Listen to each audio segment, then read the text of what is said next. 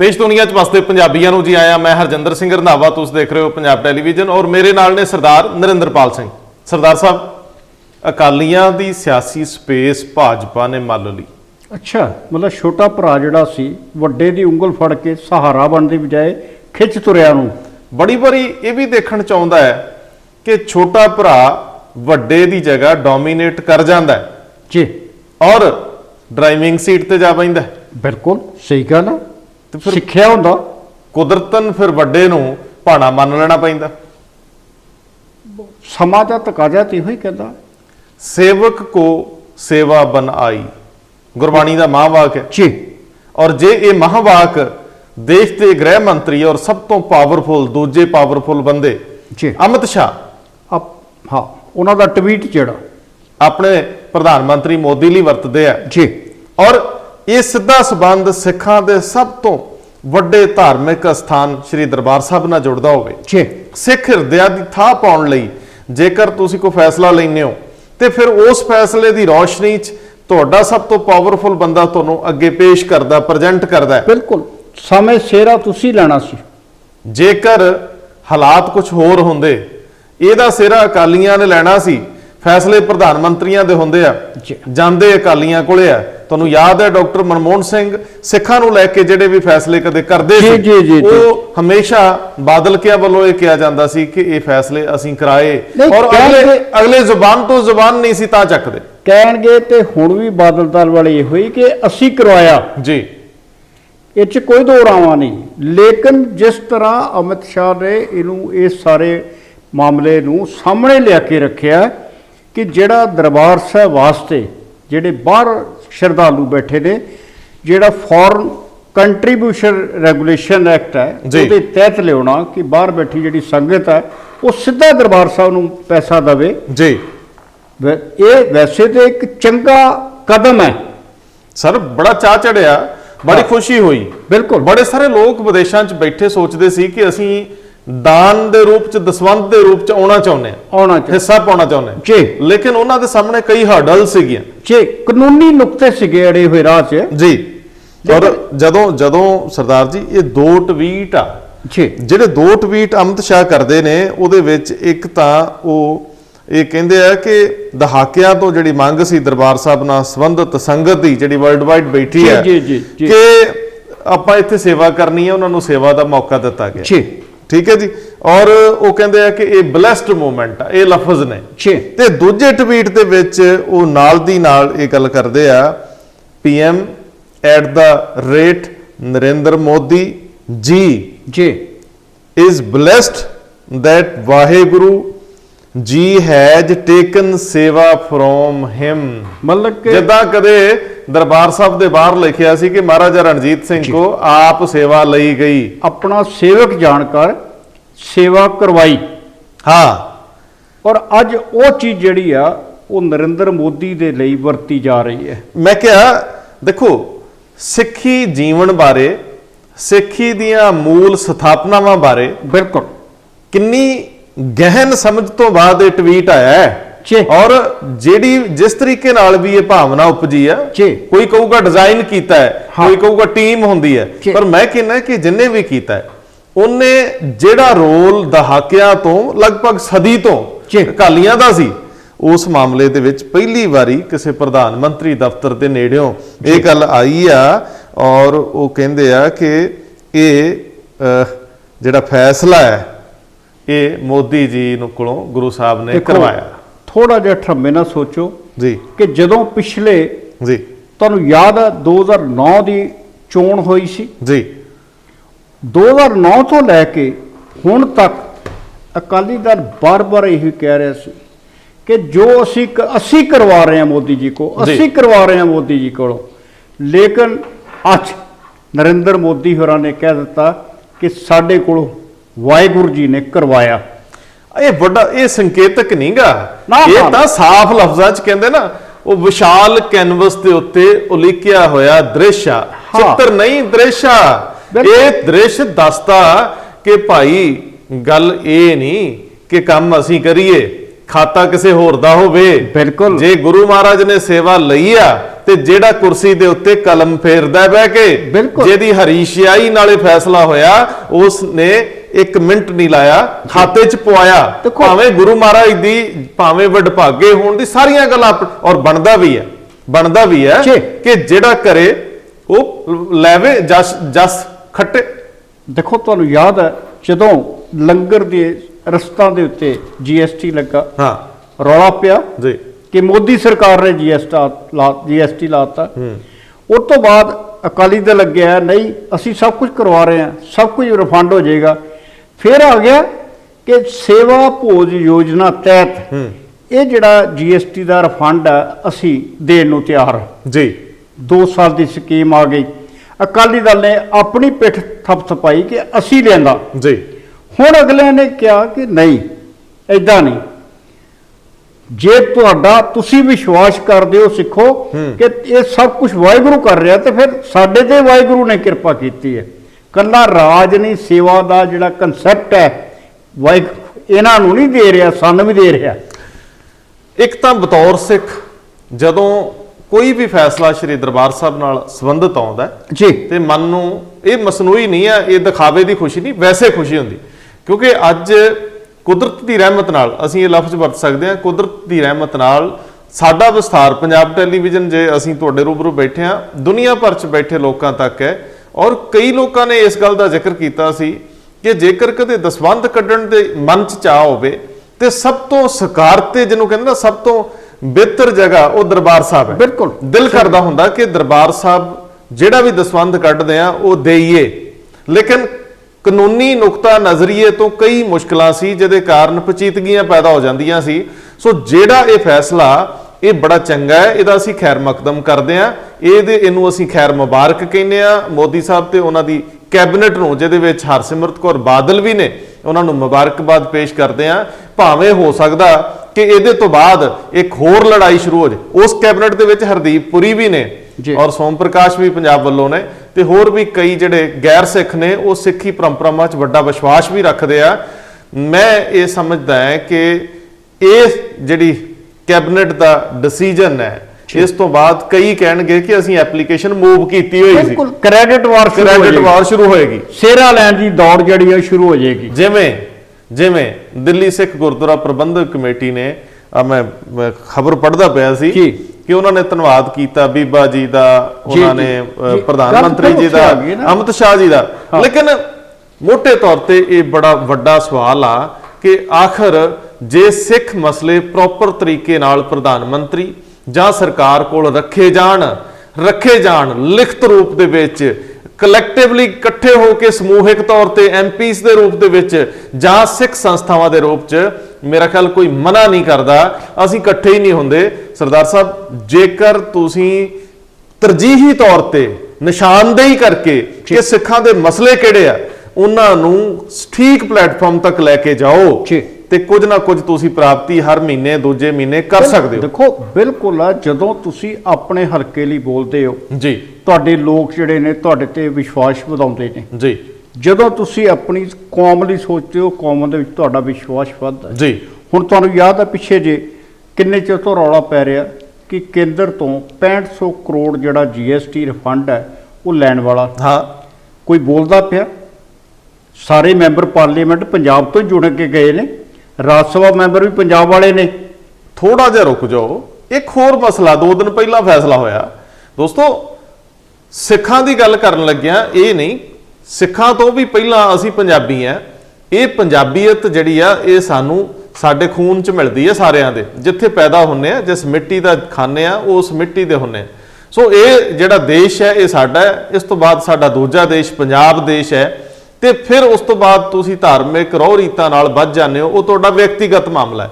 ਲੇਕਿਨ ਜਦੋਂ ਪੰਜਾਬੀ ਦੀ ਗੱਲ ਆਉਂਦੀ ਹੈ, ਜਿਹਦੀ ਅਸੀਂ ਵੀ ਰੋਟੀ ਖਾਂਦੇ ਆ, ਤੁਹਾਡੀ ਮਾਂ ਬੋਲੀ ਹੈ ਪੰਜਾਬੀ, ਸਾਡੀ ਪਛਾਣ ਹੈ, ਤੁਸੀਂ ਭਾਸ਼ਾ ਨਾਲ ਹੀ ਪਛਾਣੇ ਜਾਂਦੇ ਹੋ। ਤੁਸੀਂ ਮੂੰਹ 2 ਲਫ਼ਜ਼ ਬੋਲਦੇ ਹੋ, ਫਿਰ ਪਤਾ ਲੱਗਦਾ ਕਿ ਤੁਸੀਂ ਕਿਸ ਮਿੱਟੀ ਤੋਂ ਆਉਂਦੇ ਹੋ।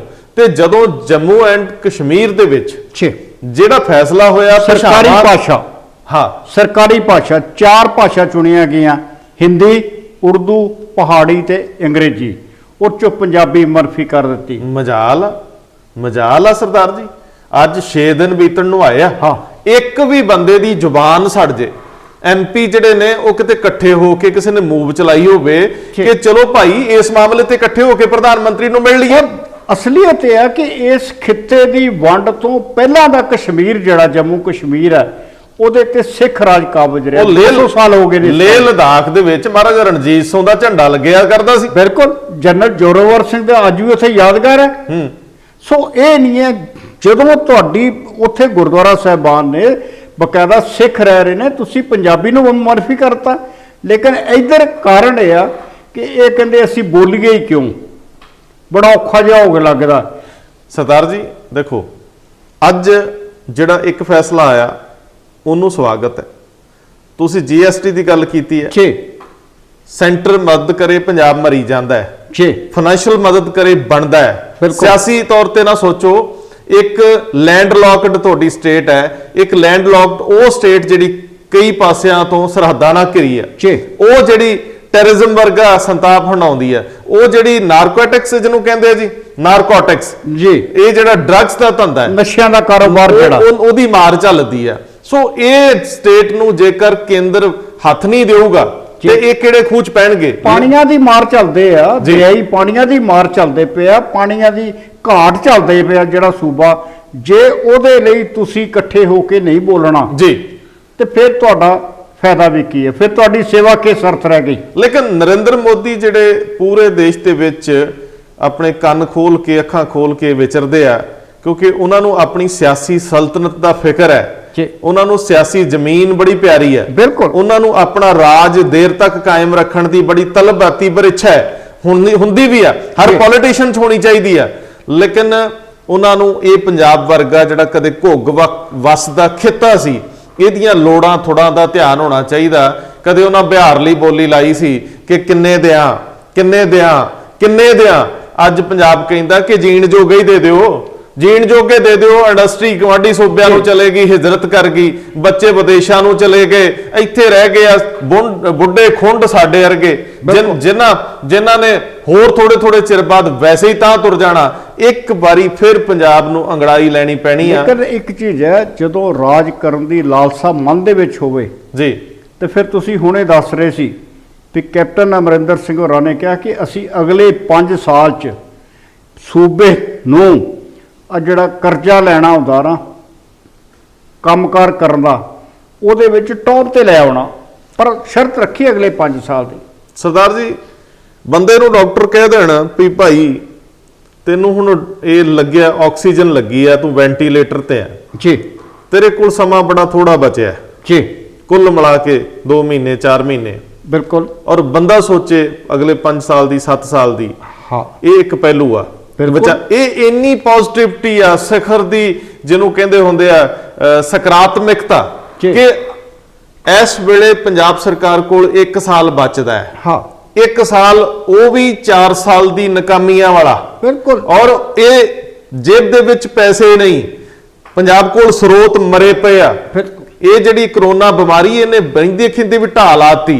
ਜੇ ਹੁਣ ਕੈਪਟਨ ਅਮਰਿੰਦਰ ਸਿੰਘ ਅਗਲੇ 5 ਸਾਲ ਦੇ ਵਿੱਚ ਪੰਜਾਬ ਨੂੰ ਸੌਖਿਆ ਬਿਜ਼ਨਸ ਵਾਲਾ ਸਥਾਨ ਬਣਾਉਣ ਦੀ ਗੱਲ ਕਰਦੇ ਆ, ਉਹ ਕਿੱਡੇ ਕੁ ਵੱਡੇ ਖੁੱਲੇ ਦਿਲ ਵਾਲੇ ਹੋਣਗੇ ਕਿ ਸਾਰੀਆਂ ਮੁਸ਼ਕਲਾਂ ਦੇ ਬਾਵਜੂਦ ਫਿਰ ਸੋਚਦੇ ਆ ਕਿ ਸਾਲ ਬਾਅਦ ਮੈਂ ਮੁੱਖ ਮੰਤਰੀ ਚੁਣ ਕੇ। ਜੇ ਸੁਪਨਾ ਵੀ ਲੈਣਾ ਤੇ ਫਿਰ ਸੁਪਨਾ ਮਾੜਾ ਵੀ ਕਿਉਂ ਲੈਣਾ? ਵੱਡਾ ਸੁਪਨਾ ਲੈਣ ਚ ਡਰ ਵੀ ਕੀ ਆ, ਹਰਜ ਵੀ ਕੀ ਆ? ਸਰਦਾਰ ਜੀ, ਸੁਪਨਾ ਤਾਂ ਉਹ ਲੈ ਰਹੇ ਆ ਜੀ, ਪਰ ਮੈਨੂੰ ਤੁਸੀਂ ਇਹ ਦੱਸੋ, ਜਿਹੜਾ ਪੰਜਾਬ ਨੂੰ 19ਵਾਂ ਸਥਾਨ ਮਿਲਿਆ ਸੂਬੇ ਦੇ ਵਿੱਚ ਬਿਜ਼ਨਸ ਕਰਨ ਨੂੰ ਲੈ ਕੇ ਅੜਚਨਾ ਦੇ ਮਾਮਲੇ 'ਚ, ਹਾਂ ਇਹਨੂੰ ਕਹਿੰਦੇ ਆ ease of doing business. Ease of doing business ਇਹੀ ਹੈ ਨਾ ਟਰਮ ਜਿਹੜਾ ਸੁਖਬੀਰ ਬਾਦਲ ਥਾਂ ਬੋਲਦੇ ਹੁੰਦੇ ਸੀ। 10 ਸਾਲ 'ਚ ਉਹਨਾਂ ਨਹੀਂ ਬਣਾ ਸਕੇ। ਜੇ ਅੱਜ 19ਵੇਂ ਸਥਾਨ 'ਚ ਭਾਰਤ ਵਿੱਚੋਂ ਲੋਕਾਂ ਦਾ, ਸਨਅਤਕਾਰਾਂ ਦਾ ਜੇਕਰ ਕੋਈ ਸਥਾਨ ਚੁਣਨਾ ਹੋਵੇ ਤੇ ਪੰਜਾਬ 19ਵੇਂ ਸਥਾਨ ਤੇ ਆਉਂਦਾ ਪੈਸੇ ਲਾਉਣ ਪੱਖੋਂ। ਕੋਈ ਸਨਅਤਕਾਰ ਜਦੋਂ ਚੁਣਨਾ ਸ਼ੁਰੂ ਕਰਦਾ ਤੇ ਪੰਜਾਬ ਨੂੰ 19ਵੇਂ ਸਥਾਨ ਤੇ ਜਾ ਕੇ ਚੁਣਦਾ ਕਿ ਇਹਦੇ ਚ ਲਾਏ ਜਾ ਸਕਦੇ, ਇਹਦਾ ਮਤਲਬ ਉਹ ਡਰਿਆ ਹੋਇਆ। ਦੂਜੇ ਬੰਨੇ ਸਰਦਾਰ ਜੀ, ਜਿਹੜੀ ਤੁਹਾਡੀ ਇੰਡਸਟਰੀ ਆਲਰੇਡੀ ਸੀਗੀ ਉਹਨੂੰ ਤੁਸੀਂ ਇੱਥੇ ਰੱਖਣ ਚ ਕਾਮਯਾਬ ਨਹੀਂ ਹੋਏ, ਉਹ ਸਾਰੀ ਹਿਜਰਤ ਕਰ ਗਈ, ਪਲਾਇਨ ਕਰ ਗਈ।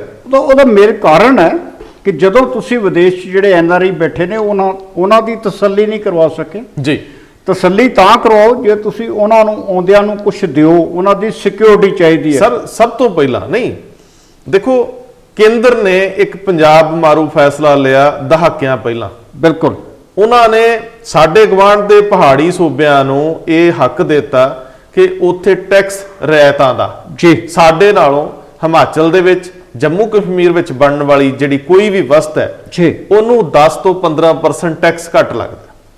ਇਹਦਾ ਮਤਲਬ ਬਣਦਿਆਂ ਸਾਰ ਕੋਈ ਮਟੀਰੀਅਲ ਉੱਥੇ ਸਸਤਾ ਹੈ, ਜੀ। ਫਿਰ ਪੰਜਾਬ ਤੋਂ ਕੋਈ ਕਿਉਂ ਲੈਣ ਆਊਗਾ?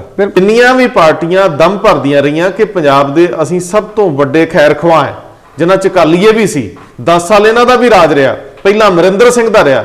ਕੀ ਇਹਨਾਂ ਨੇ ਸਰਬ ਪਾਰਟੀ ਮੀਟਿੰਗ ਬੁਲਾ ਕੇ ਇਕੱਠਿਆਂ ਪ੍ਰਧਾਨ ਮੰਤਰੀ ਦੇ ਘਰ ਜਾਣ ਦਾ ਫੈਸਲਾ ਕੀਤਾ ਕਿ ਇੱਕ ਬਿਲਕੁਲ ਜਿਹੜਾ ਚਾਰੇ ਪਾਸਿਓਂ ਜਿਹੜਾ ਬਾਰਡਰ ਨਾਲ ਚਾਰੇ ਪਾਸੇ ਨਹੀਂ ਕਹਿ ਸਕਦੇ ਕਿ ਸਾਨੂੰ ਕੋਈ ਸਰਦਾਰ ਜੀ ਬੰਦਰਗਾਹ ਨਹੀਂ ਲੱਗਦੀ, ਸਾਡੇ ਕੋਲ ਕੋਈ ਜਿਹੜੇ ਆ ਉਹ ਵੱਡੇ ਸਾਧਨ ਨਹੀਂ ਸੀ ਬਾਹਰ ਨਾਲ ਵਪਾਰ ਕਰਨ ਦੇ।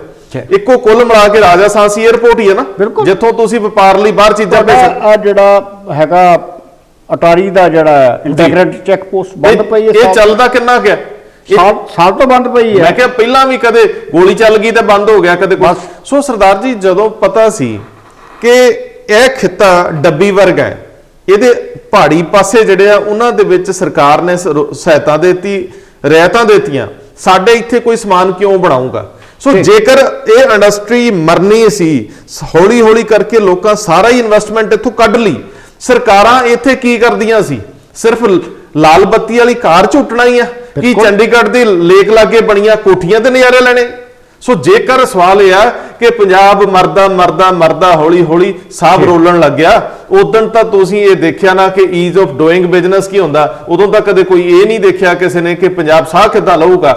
ਅੱਜ ਤਨਖਾਹਾਂ ਦੇਣ ਦੇ ਲਾਲੇ ਆ ਕਿਉਂਕਿ ਟੈਕਸ ਕਲੈਕਸ਼ਨ ਹੈ ਨਹੀਂ, ਤੇ ਤੁਸੀਂ ਕਹਿੰਦੇ ਹੋ 5 ਸਾਲਾਂ ਦੇ ਵਿੱਚ ਮੈਂ ਟੌਪ ਤੇ ਲੈ ਆਵਾਂ। ਦੂਸਰੀ ਗੱਲ ਇਹ ਆ ਕਿ ਜਦੋਂ ਤੁਸੀਂ ਸਾਰਾ ਕੁਝ ਕਰਦੇ ਹੋ, ਇੱਕ ਜਿਹੜਾ ਅੱਜ ਨੁਕਤਾ ਨਵਾਂ ਅਖਬਾਰ ਨੇ ਸਾਹਮਣੇ ਉਭਾਰਿਆ ਜੀ, ਵੈਸੇ ਤੇ ਕਾਫੀ ਚਿਰ ਤੋਂ ਸੁਲਗ ਰਿਹਾ ਸੀ ਜੀ, ਲੇਕਿਨ ਅੱਜ ਬੜੇ ਔਖੇ ਹੋ ਕੇ ਕੇਂਦਰ ਸਰਕਾਰ ਨੂੰ ਉਹ ਸੱਚ ਜਿਹੜਾ ਸੀ ਪ੍ਰਵਾਨ ਕਰਨਾ ਪਿਆ ਕਿ ਇਸ ਸਾਰੇ ਮੁਲਕ ਦੀਆਂ ਜਿੰਨੀਆਂ ਵਿਧਾਨ ਸਭਾ ਨੇ, ਕੱਲੀ ਇੱਕ ਦਾ ਨਹੀਂ, ਇੱਕ ਦਾ ਦੋਸ਼ ਦੇਣਾ ਵੀ ਬਣਦਾ ਨਹੀਂ, ਜਿੰਨੀਆਂ ਵਿਧਾਨ ਸਭਾ ਨੇ, ਜਿੰਨੇ ਤੁਹਾਡੇ ਵਿਧਾਇਕ ਨੇ, ਜਿੰਨੇ ਤੁਹਾਡੇ ਸੰਸਦ ਨੇ, ਮੈਂਬਰ ਪਾਰਲੀਮੈਂਟ ਨੇ ਜੀ, ਉਹ ਕਹਿੰਦੇ ਨੇ ਕਿ ਉਹਨਾਂ 2556 ਲੋਕ ਜਿਹੜੇ ਨੇ ਉਹ ਮੁਲਜ਼ਮ ਨੇ।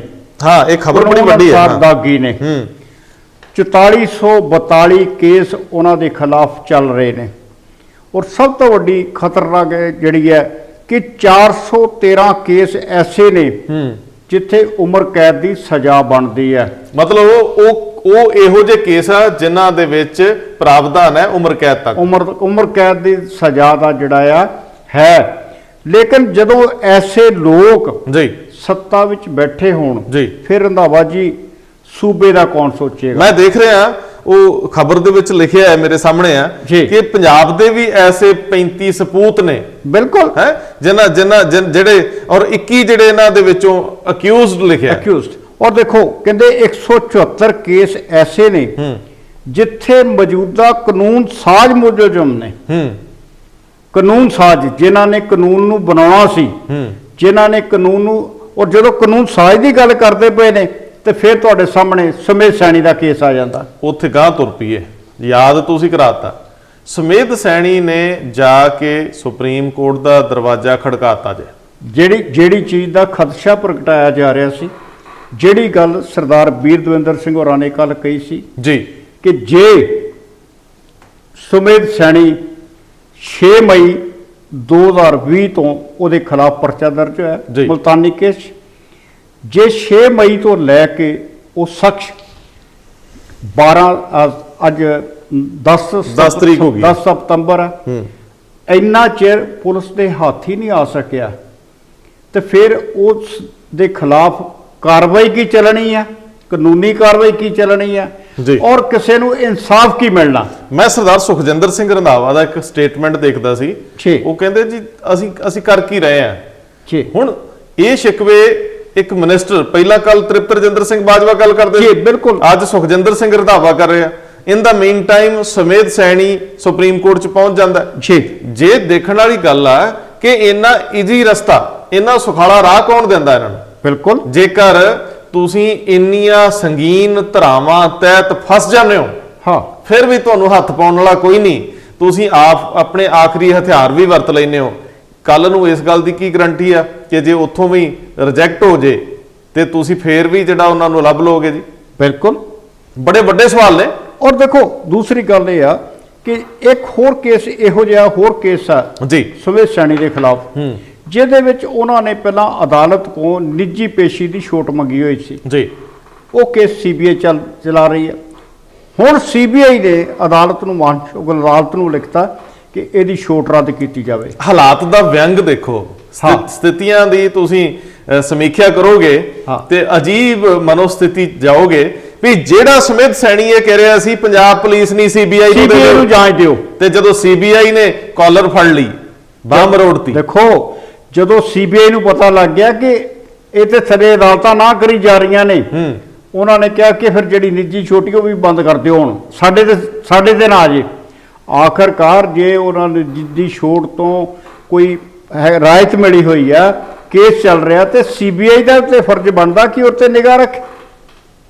ਮੈਂ ਮਨ ਬੜਾ ਖਰਾਬ ਹੁੰਦਾ ਸਰਦਾਰ ਜੀ, ਕਦੇ ਕਦੇ ਨਾ ਤੁਸੀਂ ਬੈਠਿਆਂ ਬਿਠਾਇਆ ਤੁਹਾਡੇ ਅੰਦਰ ਨਾ ਅਜੀਬ ਤਰ੍ਹਾਂ ਦੀ ਘਿਰਣਾ ਜੀ ਆਉਣੀ ਸ਼ੁਰੂ ਹੋ ਜਾਂਦੀ ਹੈ ਜਦੋਂ ਮੈਂ ਉਹ ਵਕੀਲ ਜਿਹੜੇ ਪ੍ਰਦੀਪ ਵਿਰਕ ਹੈ, ਕੀ ਨਾਂ ਉਹਨਾਂ ਦਾ ਜੀ, ਸਰਦਾਰ ਸਰਬਜੀਤ ਸਿੰਘ ਦੇ ਵਿਰਕ ਦੇ ਸੁਪੁੱਤਰ, ਤੇ ਉਹਨਾਂ ਨੇ ਇੱਕ ਚੈਨਲ ਨੂੰ ਇਹ ਕਿਹਾ, ਅਸੀਂ ਸੁਣਿਆ ਕਿ ਸੁਮੇਧ ਸੈਣੀ ਨੇ ਆਪਣੀ ਹਾਜ਼ਰੀ ਦੇ ਵਿੱਚ ਮਲਤਾਨੀ ਦੇ ਗੁਪਤ ਅੰਗ ਤੇ ਜੀ ਡੰਡਾ ਦੇਣ ਦੀ ਗੱਲ ਮਿਰਚਾ ਵਾਲਾ, ਤੇ ਉਸ ਤੋਂ ਬਾਅਦ ਪਿੱਛੋਂ ਠੁੱਡਾ ਮਾਰਨ ਲਈ ਕਿਹਾ ਜੀ, ਤੇ ਉਸ ਤੋਂ ਬਾਅਦ ਇਹ ਤਾਂ ਰੌਂਗਟੇ ਖੜੇ ਹੋ ਜਾਂਦੇ, ਬੋਲ ਵੀ ਨਹੀਂ ਹੁੰਦਾ, ਸ਼ਰਮ ਆਉਂਦੀ ਸਿਸਟਮ ਤੇ, ਵਿਵਸਥਾ ਤੇ, ਔਰ ਲਫ਼ਜ਼ ਨਹੀਂ ਬੋਲ ਸਕਦੇ ਅਸੀਂ। ਇਹ ਕੋਈ ਕੇਸ ਨਹੀਂ ਹੈ, ਇੱਕ ਕੇਸ ਨਹੀਂ ਹੈ, ਇਹ 3rd ਡਿਗਰੀ ਜਿਹੜਾ ਟੌਰਚਰ ਆ, ਜਿਹੜਾ ਜਿਹਨੂੰ ਕਹਿ ਲਓ ਕਿ ਅੱਤ ਘਨਾਉਣਾ, ਜਿਹੜਾ ਤਸੀਹਾ ਆ,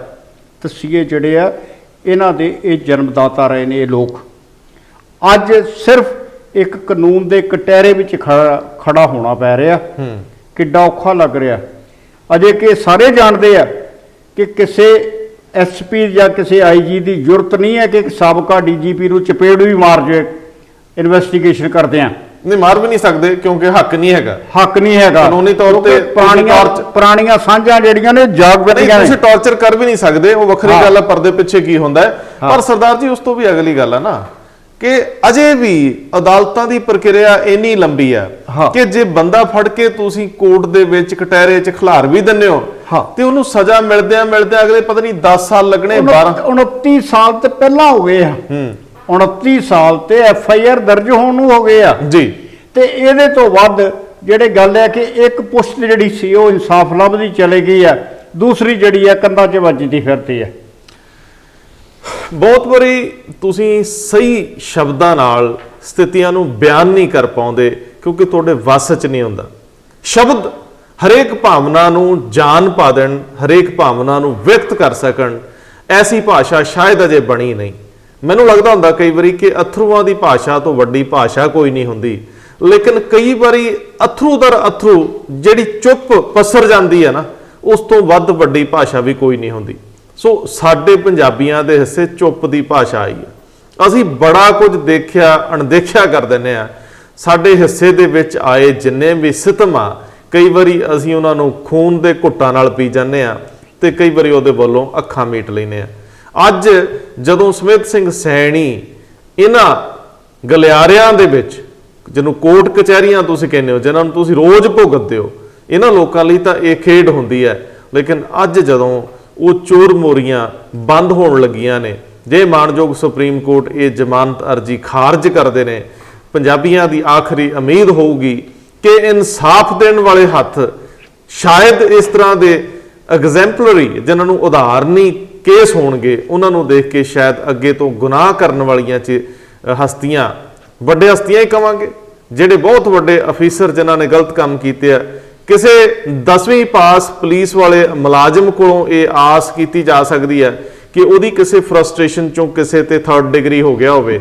ਲੇਕਿਨ ਜਦੋਂ ਬਹੁਤ ਉੱਚੀਆਂ ਪੜ੍ਹਾਈਆਂ ਕਰਨ ਵਾਲੇ ਇਸ ਤਰ੍ਹਾਂ ਦੇ ਕੁਕਰਮਾਂ 'ਚ ਸ਼ਾਮਲ ਪਾਏ ਜਾਂਦੇ ਆ, ਫਿਰ ਸਿਸਟਮ ਨੂੰ ਕਿਸ ਤਰੀਕੇ ਨਾਲ ਪਰਿਭਾਸ਼ਿਤ ਕਰੋਗੇ। ਸੋ ਇਸ ਕੇਸ ਨੂੰ ਲੋਕ ਉਦਾਹਰਨ ਵਜੋਂ ਤਾਂ ਦੇਖਦੇ ਆ ਕਿ ਸ਼ਾਇਦ ਇਸ ਉਦਾਹਰਨ ਤੋਂ ਬਾਕੀ ਸਭ ਸਿੱਖ ਲੈਣ ਔਰ ਉਹ ਸਬਕ ਪੰਜਾਬੀਆਂ ਨੂੰ ਕਾਨੂੰਨ ਦੇ ਰਾਹ ਤੋਰਨ। ਉਮੀਦ ਤੇ ਦੁਨੀਆ ਕਾਇਮ, ਤੇ ਅਸੀਂ ਵੀ ਉਸ ਉਮੀਦ ਦਾ ਪੱਲਾ ਨਹੀਂ ਛੱਡਣਾ ਚਾਹੁੰਦੇ। ਮਿਹਰਬਾਨੀ।